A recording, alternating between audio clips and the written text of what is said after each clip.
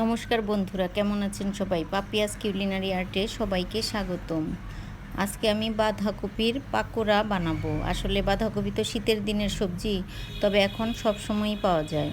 আমি বাঁধাকপিগুলো একটা কপির 4 ভাগের 1 ভাগ কেটে নিয়েছি, খুব ছোট ছোট করে, ঝুরি ঝুরি করে।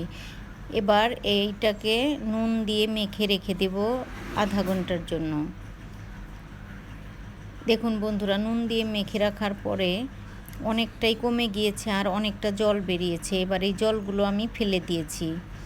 জলটা ফেলে দিলে বাঁধাকপির যে একটা গন্ধ থাকে, সেই গন্ধটা আর থাকবে না। এবার আমি সব পরিমাণ মতো মশলা দিয়ে দিব। সামান্য হলুদ গুঁড়ো, সামান্য মরিচ গুঁড়ো, সামান্য ধনিয়ার গুঁড়ো, আর দিয়ে দিলাম গরম মশলার গুঁড়ো। গরম মশলার গুঁড়োটা আমি একটু বেশি দিলাম।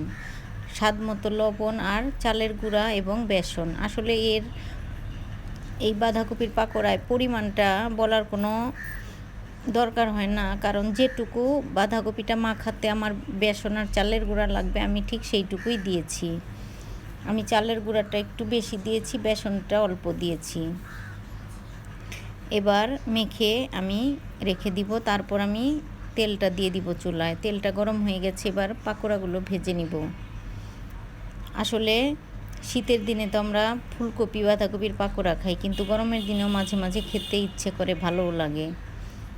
এজন্য আজকে ভাবলাম যে পাতাকপির পাকোড়াটাই করি, খেতে ভালোই লাগে। বিকেলের নাস্তায় চায়ের সাথে মুসমুসে এই পাকোড়া খুবই ভালো লাগে। আজকে খুব ছোট্ট একটা ভিডিও শেয়ার করলাম আপনাদের সাথে। আমার ভিডিওটা যদি ভালো লাগে তবে অবশ্যই জানাবেন, লাইক কমেন্ট শেয়ার করবেন, আমার ইউটিউব চ্যানেলটি সাবস্ক্রাইব করবেন, আমার ফেসবুক পেজটি ফলো করবেন। ভিডিওটি দেখার জন্য সবাইকে অসংখ্য ধন্যবাদ।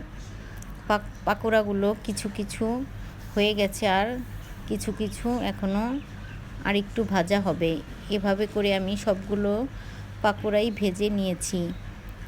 এবার গরম গরম ফুলকপির পাকোড়া রেডি, সাথে চাও।